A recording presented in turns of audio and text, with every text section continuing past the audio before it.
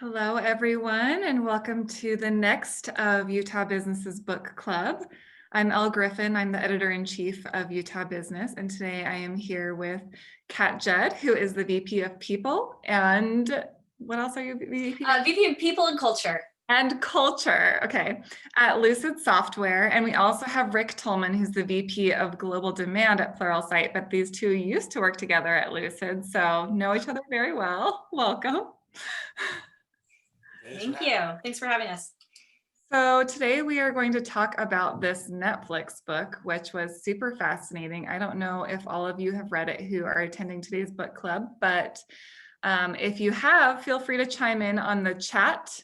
For some reason, it defaults to sending your chats to just the panelists, but if you want to send it to all panelists and attendees, go ahead, we can get the chat going. It was a super interesting book, I think, about kind of how we're looking at developing our culture in a company and kind of what policies we need to put in place or don't put in place. So let's just go ahead and get started. What were your guys' initial thoughts on this book? Go ahead, Kat. All right, I'll jump in. So if you have read the famous Netflix culture deck from, I think it was 2009, where it made wide distribution, this felt like I was reading the behind the scenes or like a fleshed out version of that culture deck, like really kind of understanding a lot of those one-liners and like big like slide topics and getting like the meat on the bone behind that. And so I thought it was really fascinating to do a deep dive in one particular, admittedly a very successful company, and see like what makes them tick. So that was my big first, impression. What do you think, Rick? Yeah, similar to Kat. Like, quick question for you, Kat: is that culture deck? Is that almost required reading for people and HR teams and tech companies? Just knowing how infamous or famous it was when it first came out. Sheryl Sandberg kind of propped it up from Facebook and said, "This is the code." But I'm curious for the people teams, because I've known about it. I've worked my entire career in tech, and what was fascinating was realizing and seeing where some companies have codified their values and cultures really well, especially in tech. But sometimes tech can almost be made fun of for our tech values, right? Where they don't leave the PowerPoint presentation really. But this one was really interesting to see, to your point, what you've heard about. But then now reading the genesis of how it all came to be was super fascinating for me. Yeah. I don't know if it's required reading, but in tech, everybody certainly knows about it. And then I think feels a lot of times it evokes strong feelings one way or the other if they agree or don't agree about it. Like what?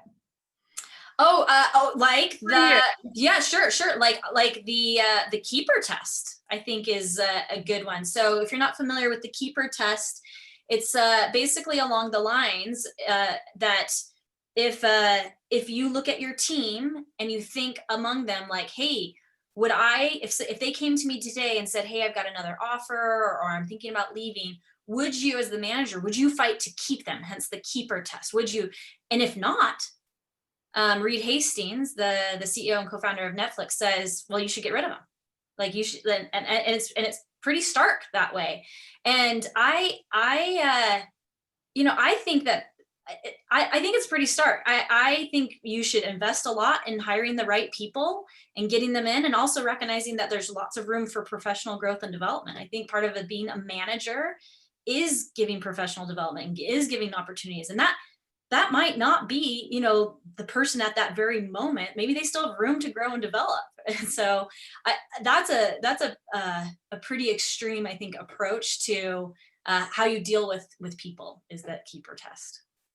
So. Yeah, that one really, I had to think about that one a lot as to whether or not I agreed with it. And I think kind of what I realized was, I think that's probably very industry dependent and company dependent, just because it was really funny. I was actually telling my husband, I was like, wow, this is all really cool, but it makes me really not want to work at Netflix, which maybe is a strange reaction to have because everybody in the book seems to really be into it. But but their whole culture is very much splitting people into like, you're either a super, super high performer or you're out. Yeah. And I thought that was like a really interesting way of divvying up talent, especially because and maybe it's just not this way in not when it's not like television and you're trying to like outbid somebody on a Sundance film in like the last minute. Maybe that does take like a different caliber of quick thinking. But to make everybody so black and white as you're a high performer or you're out, I struggle with that because I feel that, and he even talks, a lot of people at the company have developed fear around that. I've spent 9 months being afraid that I was going to lose my job with everything that I did.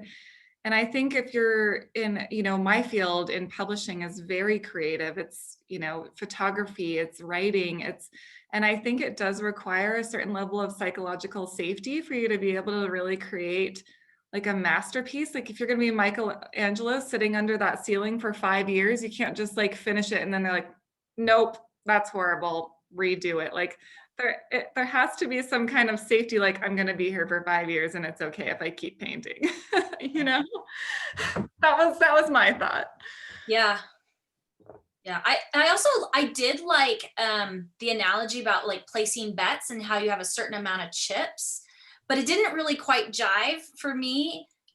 And like, hey, you can lose some, right? You're at the table, like you can lose some of those bets and you're okay. Like we want you to take those risks, but it didn't jive with the keeper test to me, right? Like I don't, and if you're having a culture potentially of fear, like, and if your end goal is to have innovation and is to be creative, boy, I think that's hard sometimes if you're also fearing that like maybe you'd be cut and you'd be let go.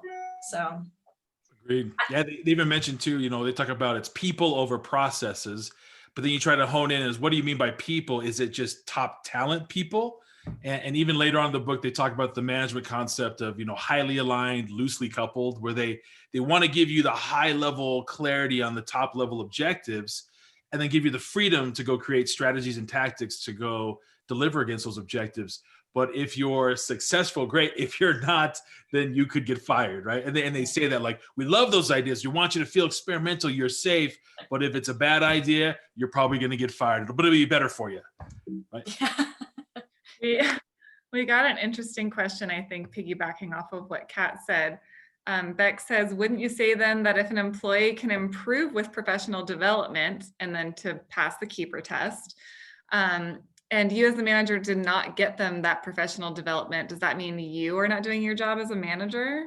Yeah. Who is to blame? Yeah, who is the decider, right? Yeah, who is failing at their job if a person is being fired? Yeah, it's a really interesting, and they talk about, not pleasing the manager and, giving them all this autonomy. They did not talk very much about what is the manager's job, right? They didn't talk about professional development. I read it a little bit ago, but I don't remember, at least it's not an emphasis about professional development.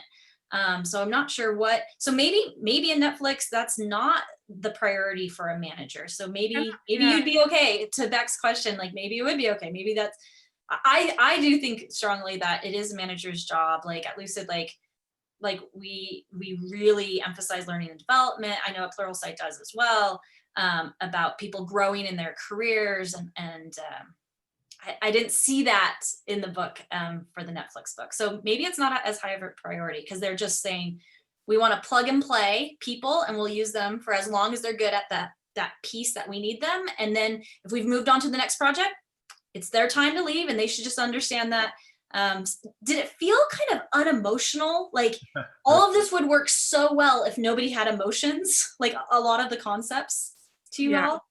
And Reed's kind of been openly criticized for that too. It's like, man, he's working with him. He's super unemotional, very pragmatic. And, like you said, it's like, yeah, you'll get fired and he'll let you go. But you know what? I'll bring you back later on as a board member and you can manage me. Like there was always like this, like, but I got back with him later on. Right. It was interesting to see that dynamic.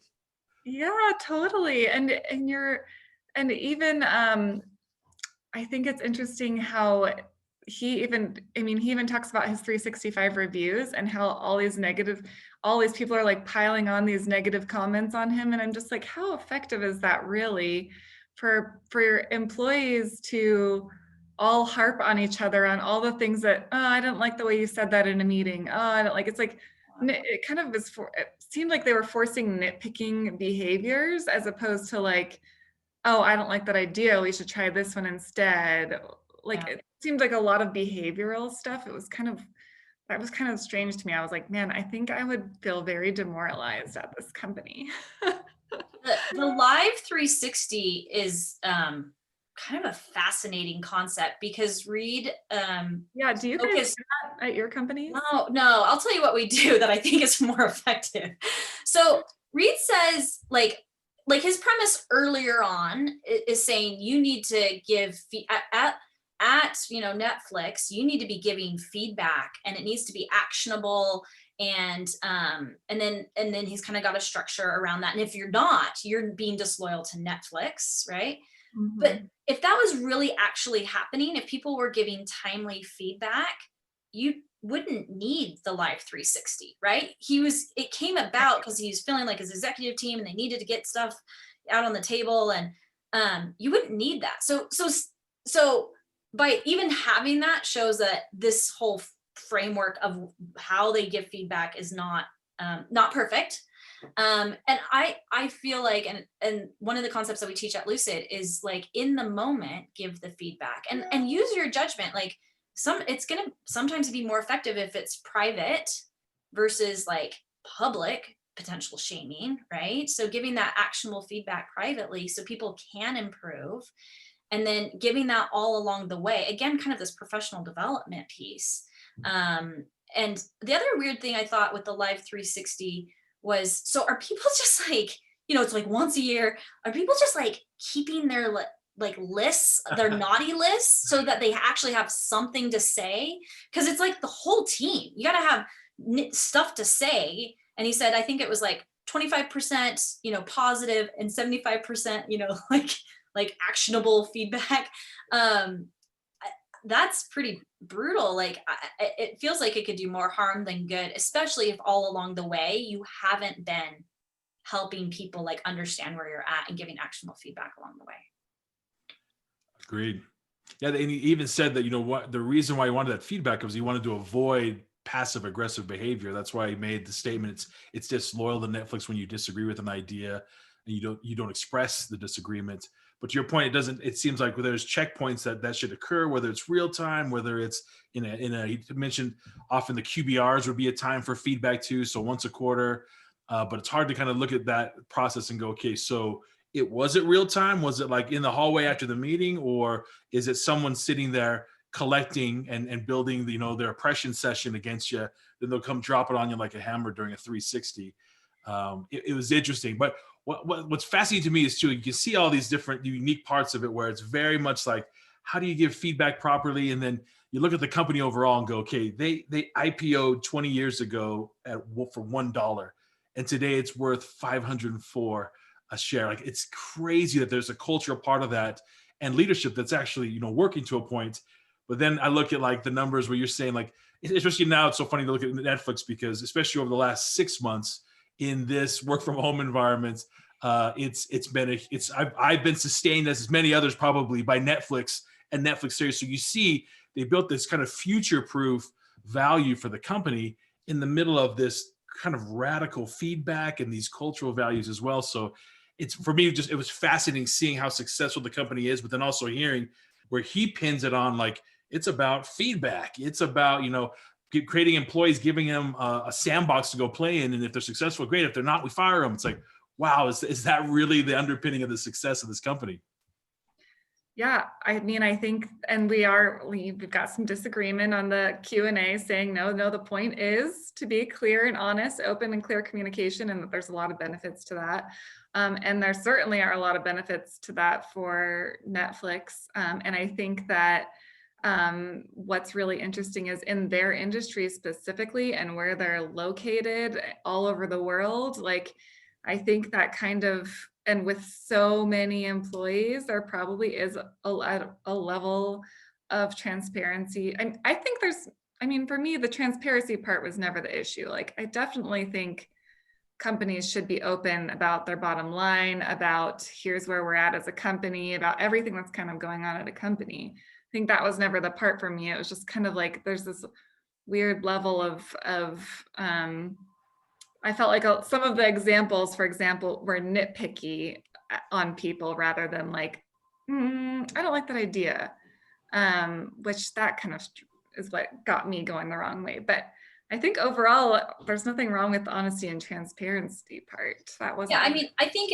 if anybody was to survey their employees and say, "Hey, would you like more feedback?" I think that they like the majority of them would say yes. Yes, I would like more feedback.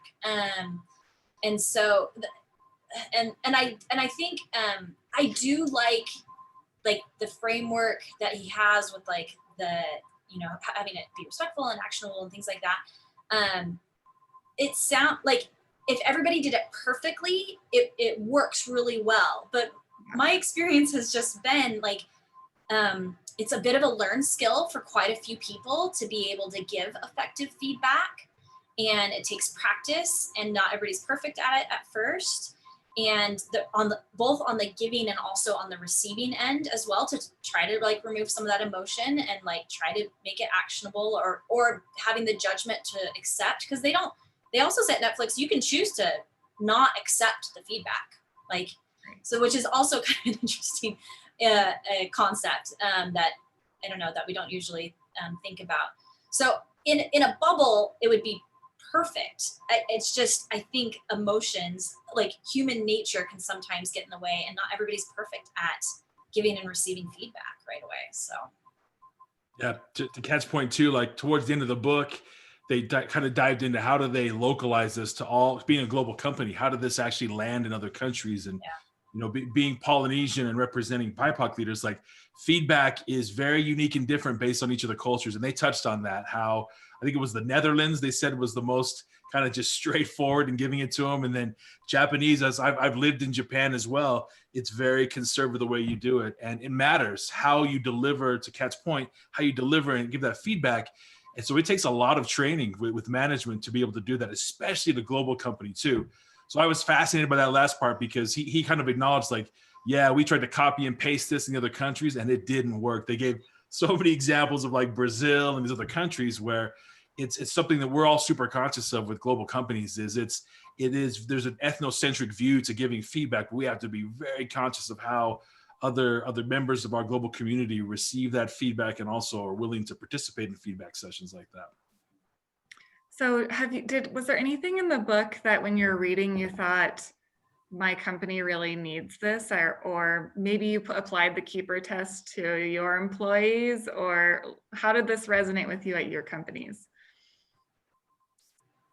I think one thing that Lucid's emphasized, and I've been really impressed with, even coming over. So I have a bit of an unusual background for having gone into HR. So I was an employment lawyer for 10 years. So changed industries, wasn't at the time looking to change, but I was just really, really impressed at Lucid about the caliber, like how smart the people were, but also humble. And that was like from the top leadership throughout. And so it resonated with me a lot about, Reed calls it, your, oh my gosh, now I'm gonna blank on it, but like your talent bench. What did he call it? Deepening your talent bench, but I'm trying to remember now what he called it. Anyway, so that resonated a lot, just like a reminder of really, really trying to hire the very best talent density. Thank you, Beck. Oh my gosh. Oh, yeah. Like having high talent density. I think you've got to be ever mindful of that, especially in like a high growth company where there can sometimes like hiring managers can feel this pressure of just like wanting to fill that position to get help. But like really you're much better off of like getting the very best person that's going to be the most successful in that position. Like it'll have much longer dividends down the road. So more of just a reminder to keep that top of mind as we go along. Yeah, some of the niche concepts that they kind of unleashed, where they talked about Netflix asking their employees to get salary estimates from recruiters trying to post them and relay that to your boss. Like I've always personally, wherever I've worked, I've encouraged employees to make sure that they at least kind of see where they rank in value, if you can, once a year, and keep it fresh, like in terms of interviewing. But asking them for like salary, to bring back the salary, it's interesting because we have tools today, as I'm sure Kat can attest to talk about how you can kind of look at that as well. But it's an interesting concept to do that, because one of the things you don't want an employee to have one foot out the door is they invest time and emotion into going through that recruiting process, right? And then to have to do some of kind of a counter afterwards, it's an interesting experience. But that concept, and I think it's also looking at how they have this kind of the pre-approvals for expenses, where it seemed like, again, it was almost like a catch-22. It's like, hey, you don't have to really have a lot of expense approvals, but if we go back and audit and you do this, this, and this, we're gonna get you on it. And so where we try to make it really, in my experience with my career, it's been more about how do you make it accessible to do quick like reimbursements, but also put a premium on, be honest, do what's right for the company. So there were concepts that I really enjoyed around Netflix saying like, let's put some rigor around this. We won't micromanage it, but let's help, objectify what the subjective comment is around, like, do what's best for Netflix versus yourself. So some interesting kind of radical concepts that I thought were really interesting and fun to look at.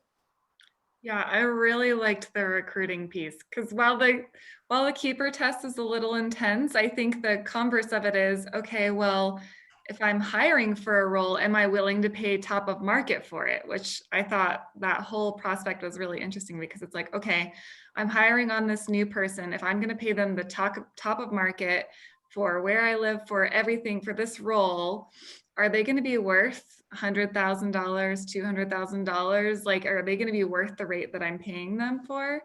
I think the focus on hiring the right person at the get-go, that I think is really important, because then you can kind of mitigate the stuff later on. It's great to still be transparent. It's great, then you can trust them to have unlimited vacation days, to not have to have expense policies, all those things he mentioned. You have that talent density, and you can kind of, you can't eradicate firing altogether, I don't think, but I think you can mitigate it by hiring. Yes, I agree. Like, get the very best talent, but I still think that culture should play like a large role and like have values. So I'll give you an example. Like, Yeah. like at Lucid, like, do we want to hire like the very smartest engineers? Yeah, yes, we do. But if they're also the smartest engineer that's gonna not follow our value, teamwork over ego, and like shut down other people's ideas and not be a team player, like they don't even get past a phone screen, but that's because that's part of our values. And so I think it's interesting that there was so much emphasis of like, get the very first person in the market, but there wasn't a lot of talk then that also like will help enable like your culture to move forward. So yeah, I actually got some assent from that. Erica George chimed in. She's awesome. She's a law professor at the U. And she said feedback is a very formative assessment. It's an opportunity to create a teaching moment. And she believes quality employees are interested in learning and growing. And so that's an important part of that. So I totally agree. hi, Erica. I like that too. Awesome.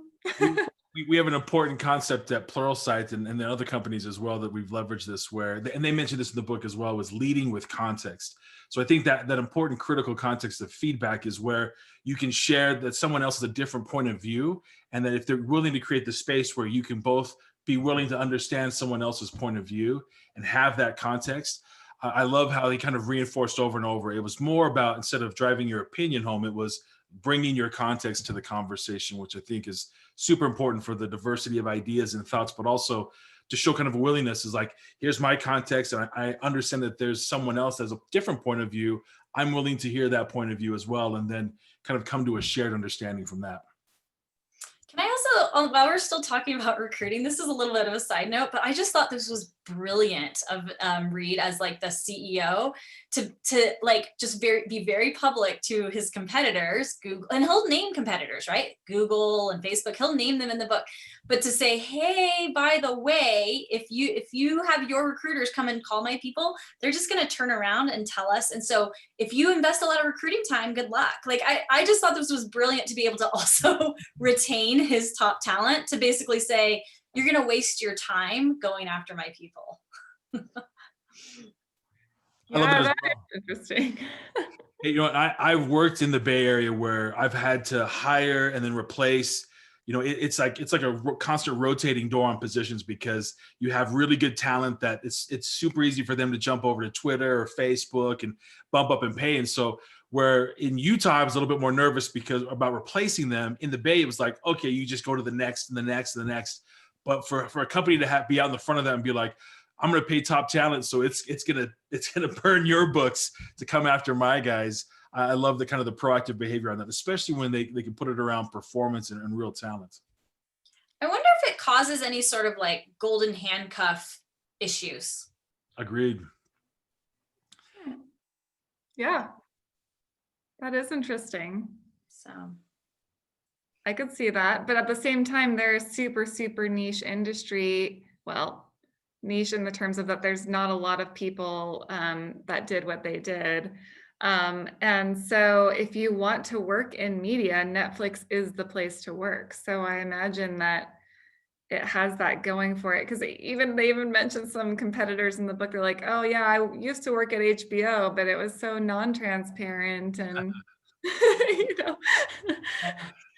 Talent density, if you're going to have talent density, if you're in LA and you're in all these big markets and you're trying to win in Hollywood, then you have to have the top studios and partners in your pocket. Do you think there's anything like that in Utah? Who's trying to steal all the talent in Utah? No one? Rick, do you want to come work for Lucid? Just kidding. Cat's got half of my islands there. They do a phenomenal job of getting talent. This is the best. No. We always joke with each other. It's like, Qualtrics, who's coming after our talent? Yeah. We all have friends, right? In the other groups, like, hey, gentlemen's agreement. Honestly, to be fair, like we're very fortunate in Utah to have like a lower cost of living, but also really wonderful schools and a highly educated workforce in Utah. So feel very fortunate for the talent that we've had, and that, you know, that have also left to go to other great places too. So I want to talk about the policy stuff. Rick talked about this briefly about was it the travel policy? Did you like that they have like no travel policy essentially, Rick? Or what do you think about that? It's funny because I can answer that at different points of my career, almost probably like you as well. I was like, man, when come as an individual contributor or an early manager, like, yeah, if it's a flight over 3 hours, business class, let's go. Or if it's overseas, right?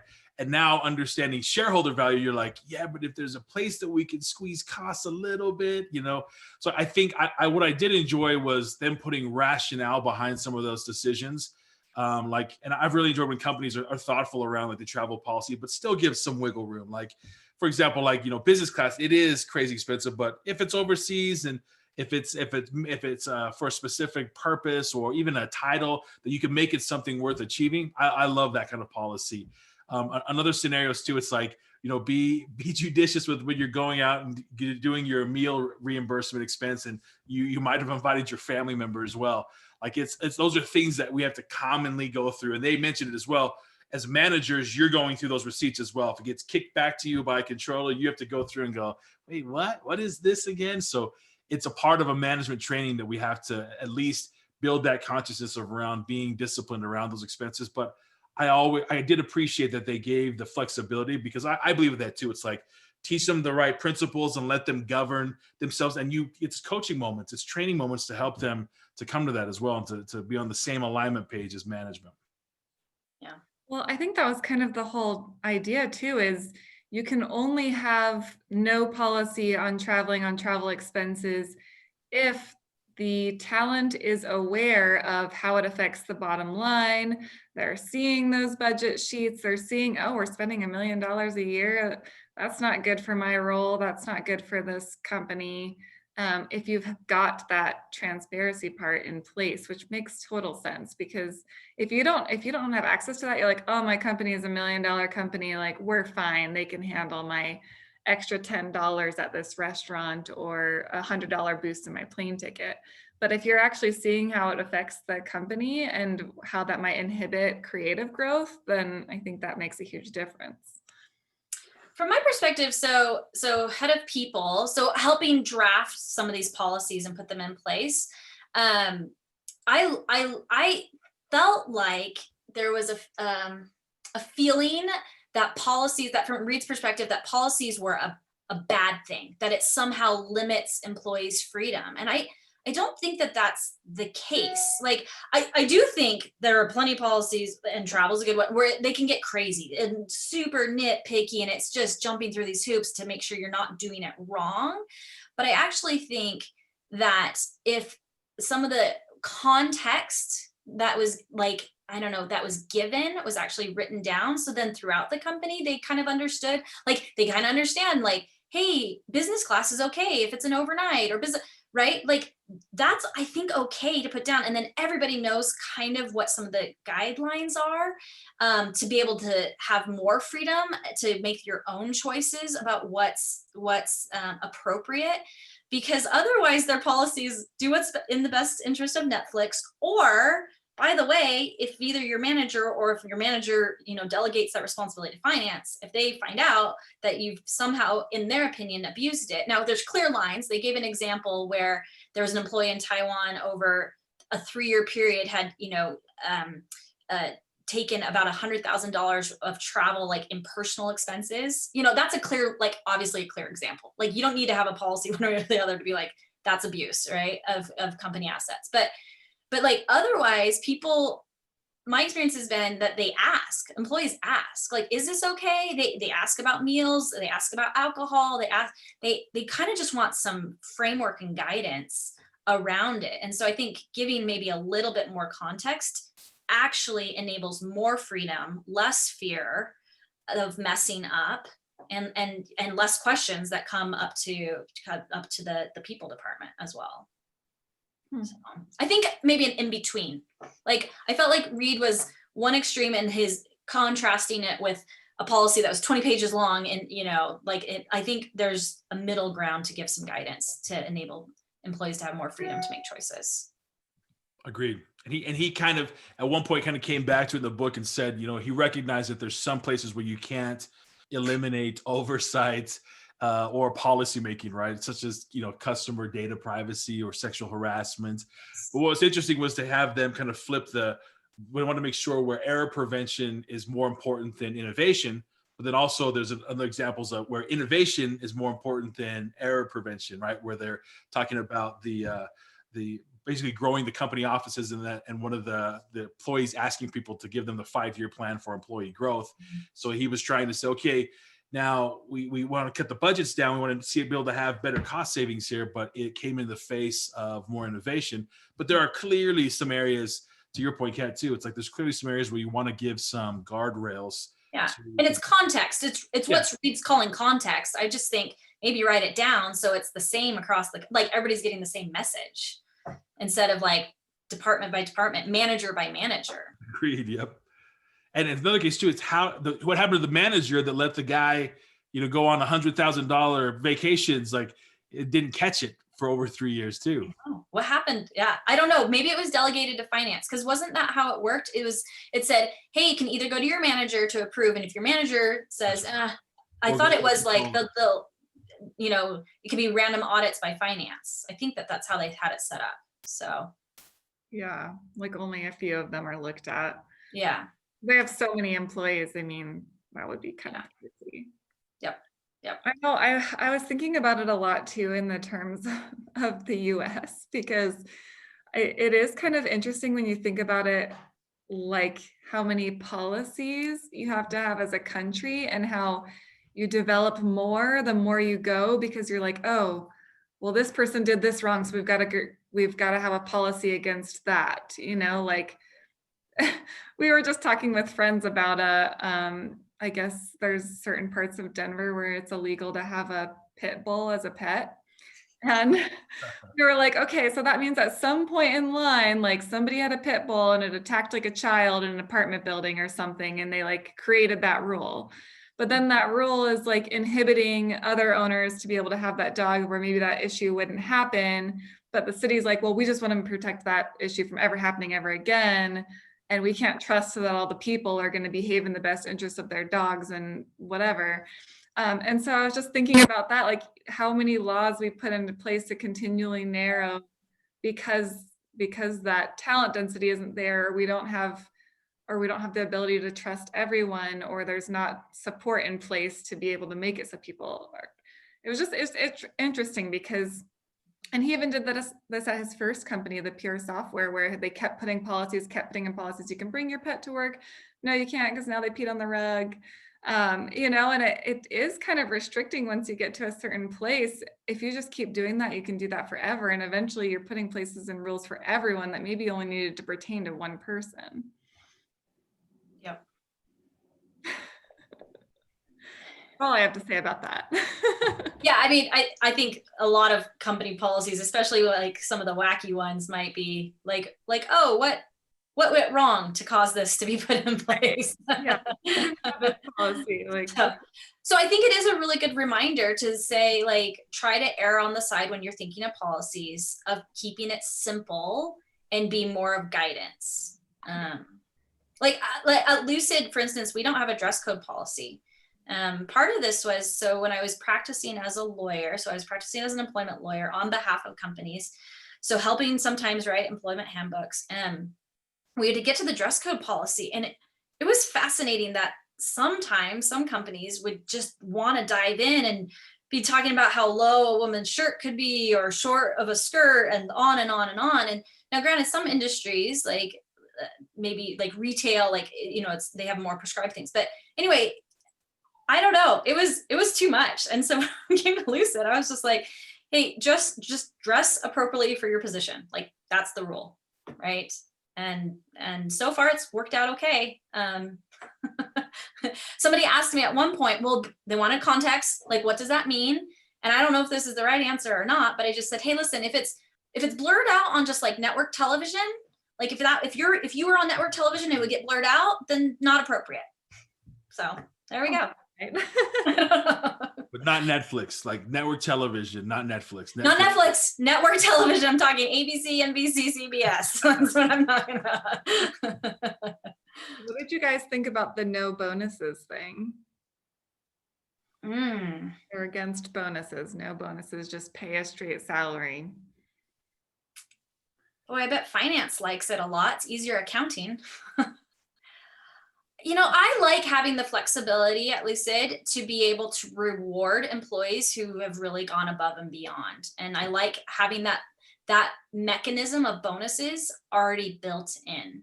And so we do a bonus structure and it is based on performance. You know, Netflix does performance reviews, but they don't tie it to any bonus pay.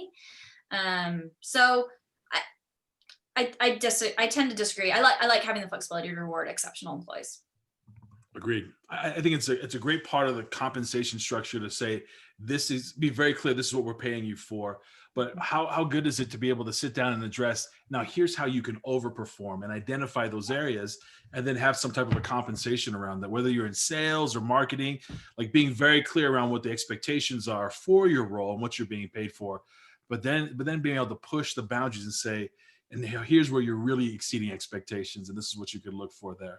I think that this creates high performance culture, but you know, to their point, I get the value of them saying like, no, we kind of expect that and we're going to pay you top dollar to begin with. Yeah. And Kat can agree to this as well. I've found that there's additional motivators that you can use with employees and other members to say, let's create something truly exceptional to the benefit of the business. And it can be just a menial even bonus, even that can drive that competition and value for the company. I have to say I disagree because I really liked that part of the book. I thought the no bonuses thing was brilliant because this whole idea was you don't attach then you're not attaching it to a metric, which might change at any moment. You need to be able to be nimble and say, okay, that's great that you increased our user base. Now let's focus on retention, and that person's bonus isn't tied to a certain number or metric. So And Elle, I think it's how you structure it, right? Like if yeah, it is metric, then that, yeah, it's not as flexible. But if it's more of like it's large not metric, concepts, like, then what is it based on? And then well, but it could be like effective communication, like cross-company effective communication, you know, um well, teamwork, then like how, going above and beyond, and then giving examples, like here, these are examples only of what that looks like, right? Of like skills that transcend maybe a very specific, like the goal of that year. yes, but even then you need to tie it to a metric, right? Yeah, but I think you can describe what, like that rating scale, what each rating looks like in concept. I So think we all changed our metric halfway through this year.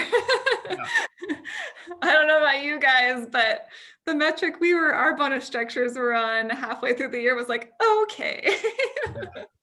What I did like about that too was they opened up the conversation to be at least be readdressing that compensation. Like for the CMO, for example, where they crushed the goal on customer acquisition.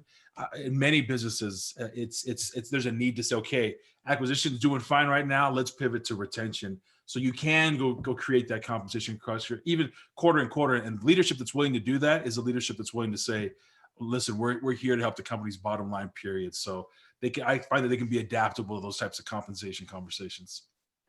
Tara Spalding said something interesting. Hi, Tara. She's with Henhouse Ventures. She said a bonus isn't important if you've got an employee stock purchase program. True. And you're very generous in those as well. You get those long-term hooks in. Yep, agreed. Oh man, though, if you're not a numbers person like me, they can be so complicated to figure out if you're getting the good end of the deal. I'm sure that was what wasn't said in the Netflix book. Is it's like they talk about all these long-term hooks. I'm like, yeah, your ESPP is probably one of the biggest ones. You're paying top talent. You're 504 share right now. I'm sure that's a factors into it. You're so right. Oh, that's really interesting. Okay, do either of your companies operate internationally? Mm-hmm. yes. I thought that was a really interesting component of when you're managing so many different teams in so many different areas and your boss isn't even in the same country and you're the one responsible for making decisions. I'm thinking specifically of the girl in the book who made the horrible mistake in, was it Turkey? But she pushed out the social media campaign for Black Mirrors, and it really like rebounded on her while she was on vacation, poor thing. But man, that's kind of crazy. Like, should there be checks and balances in place in that instance where or should you just, like she said, maybe she should have bubbled it up before she left for vacation to everyone in different countries for cultural sensitivity and all of that sort of thing? I mean, yeah, she admitted that she did not mine for dissent, right? That's like one of the like principles that they talk a lot about is, you know, mining for dissent ahead of time. So yeah, that's like almost a basic conversation with those markets. Is it's not about just copying and pasting into the other markets. You have to have representation there that vet it, and so it's really about that collaboration to make sure it's more than just nuance. It's truly localized for that market. Yeah, that's interesting. Is there anything that you're going to change about the way you do business going forward after reading this book?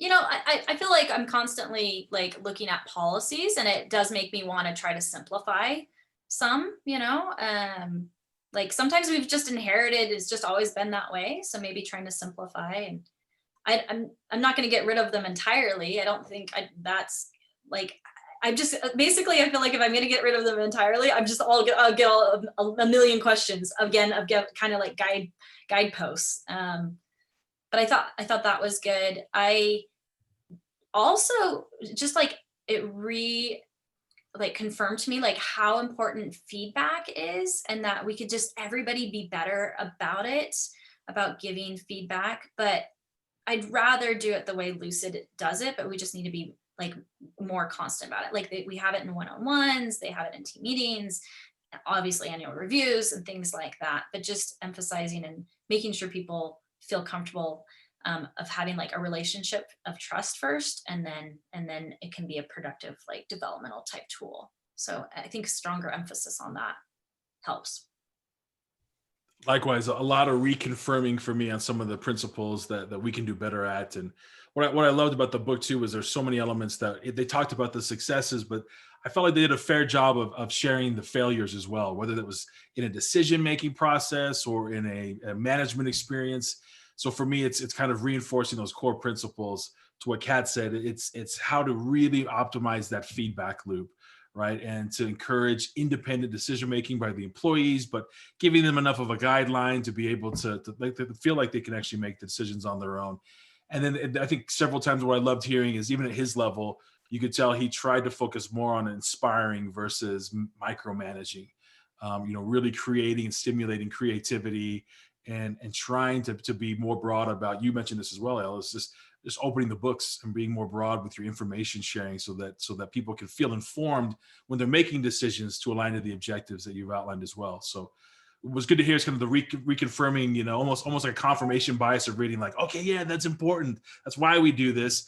But it's great to hear how other people approach it and businesses do, and then how they've seen it as a measurement of their success for the companies. So I love that. Rick, you just reminded me when you were talking about the feedback loop that I had forgotten this part, but like read like the whole being like a champion of, this more upfront, like frank feedback, or like almost like radical candor type feedback. It came when he and his wife went to marriage counseling. Yep. And which again proves my point. It doesn't sometimes come naturally, right? Like you have to like learn this and practice it sometimes to get really good at it, and both giving and receiving. And so I think it's important to enable employees to gain those skills about feedback. Yeah, I thought it was interesting that at one point they mentioned that they have an onboarding process that involves using a lot of the examples that were in the book as context for their lack of policy and their ability to have full autonomy in their careers. They're like, okay, you have full autonomy, but here's the times that went wrong, and here's the times that went really right. And so they gave them a lot of context from the beginning. It was kind of almost the common thread throughout the book was just almost over communication. If you're kind of being really open with everything, then everyone, and you're trusting of everyone, it kind of gives that autonomy some power. Agreed. I was hoping too they anonymized the names. Even in the book, I was like, is there? I'm going to look up Mary at Netflix and see if she really did this. Right? I'm sure they didn't. Those are the real names. Although maybe not for the firings. I don't know. I wondered because they didn't say it, but they mentioned them in onboarding. It's like, man, hopefully they anonymized it. But no, I think Erin Meyer, I think in the prep, I thought she had said that most said that they would be fine using their names, just part of like their, radical candor. But I think that not everybody had agreed. I think she said most. So yeah. That's right, because sometimes they would thread back into the story. There was a good ending to yes, the story too. Yes, that's right. That's right. By the way, I thought this was such a brilliant way to write a business book. Okay, I was asking about that. Yeah, of having the CEO who clearly is going to be biased and probably I go into it like clearly they're going to try to cherry pick, and even the bad examples like turned out to be good learning moments and teachable moments. But I thought it was super smart to get like this independent voice to also like interview and offset. So I appreciated that's choice of style for reading a business book. Totally agree, especially when they got to switch chapters, right? So you'd have this very raw, like emotional, powerful, read coming in. Then you'd have this very polished and disciplined and pragmatic approach to it, where it helped really kind of sense and feel like, okay, you can sense where he's really trying to be really sincere in this. And then you have, now here's the proper way to look at this and view this with a little bit of discipline around it too. I thought it was a fantastic combination between the two. And I even went and listened to some of their audiobook where they both narrate, and it leaps off the page just like it does in the book too, hearing those two in very different styles, like share their experience. It was awesome. Well, it's interesting, right? Because you could have any CEO of a company write a book and they could all say completely different things. And I'm sure that, I mean, they do. If you look at business memoirs, I mean, they say, you'll have one company be like, we put all these policies in place and that worked really well for us and we're a $1 billion company. And then you've got Reed saying, oh, we have nothing in place and we're a $1 billion company. So definitely both things work. So I think her voice was kind of the voice of, and there's some studies to back that up too. So it's not just like pure memoir, which was kind of cool. I on that note, I appreciated that Reed recognized right up front that this structure is not the best structure for all industries, right? That's anywhere like safety's on the line, don't have a Netflix culture. Manufacturing, don't have a Netflix culture, right? Like, public reporting, so I appreciated that he was upfront and not trying to say, hey, this is the right way to do it for every company. Yeah. If you're building an airplane, you can't just be like, well, that person has full autonomy to build that plane. Be creative. Challenge aerodynamics. A million checks in place so that it goes out right. This is not for the motor industry. This is not for the production line. Yeah. Oh, or the hospitals, right? Yeah. Okay. Margin of error works great in creativity, not so much elsewhere.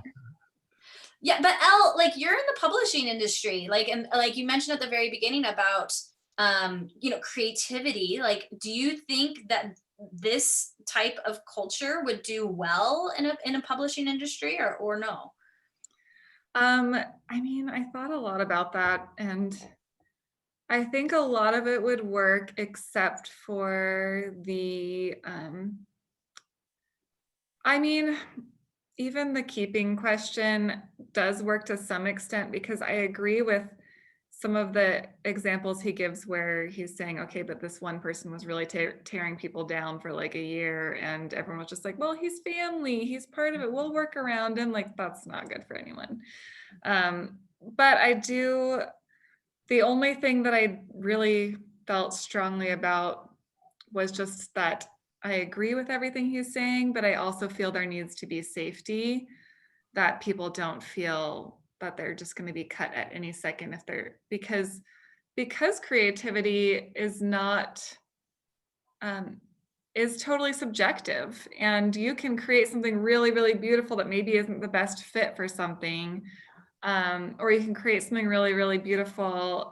Or if you feel like you have to create something that is going to monetize and then you're not going to create something very beautiful. I think there needs to be some safety in there for creativity to happen. I always think about the Renaissance, because the Renaissance was like one of the most creative times in human history.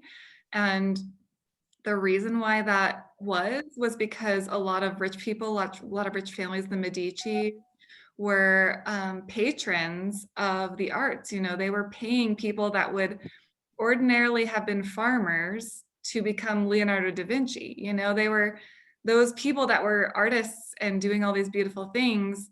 They were financially supported without any kind of reason for being financially supported, except that the wealthy families during the Renaissance wanted to give back to the arts and create the most artistic cities in Italy and elsewhere. And that meant flooding money into the arts where these people could be supported.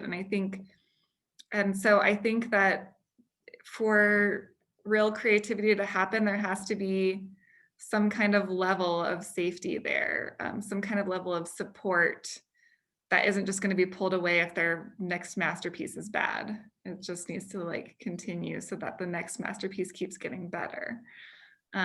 So that was the only thing I was thinking of from the creative industry. Makes sense. Yep. Likewise, though, I was thinking about you is, one part he talked about how he probably decoupled the mail-in DVDs a little bit too soon to push online. And I'm guessing because he didn't really state why, if there was a financial impact or if it was for retention or loyalty, but he mentioned that even he thought that was done too soon, right? And thinking about you with, the recent with the publishers, with even the Salt Lake Tribune and Deseret News, Yeah. our daily prints going there too as well. That's probably another panel, but thinking about it too, like that's a big step to take, in the industry right now, especially. Well, news is a whole different beast. News is less creativity than it is objectivity. There you go. Maybe that's a bold statement. I don't know. It seems like that's a panel discussion too. Awesome. Was there anything you really didn't want to implement from the book?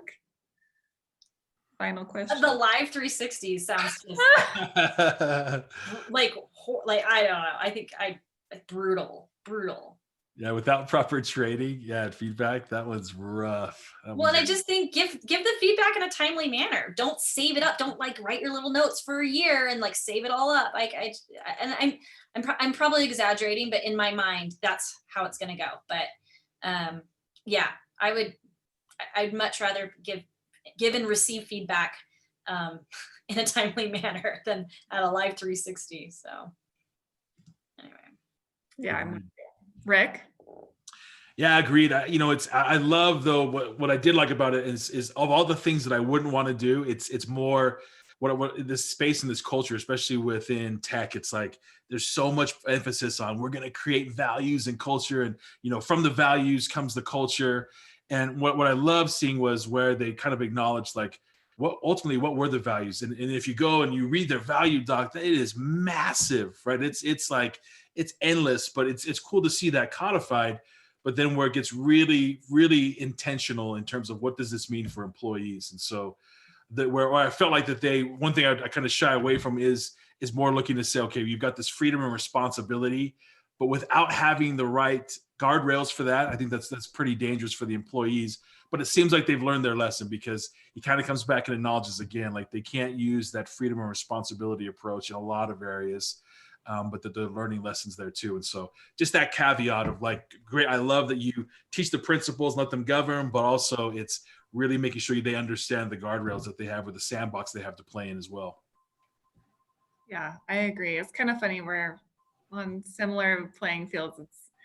We loved that it was transparent and clear and open, and we loved all the feedback, and we loved all the, paying everyone well, but the negative feedback and the negative, that stuff was the stuff that we shied away from. Makes sense, but it definitely worked for Netflix. So super interesting to read about. Thank you guys so much for joining me on this book club. It was really awesome to talk with you about that book. Thanks for the invite, Elle. Really appreciate it. And Rick, always so good to see you. Likewise, Kat. We used to be neighbors in buildings, but now we get to see each other via Zoom like everything else. So crazy. I do want to let everyone know that's attending our next book club will be Enlightenment Now. I wanted to start the year off with a little something positive. So we'll be talking about human progress and kind of how our businesses can, I guess, just keep going on that. Let's keep human progress going.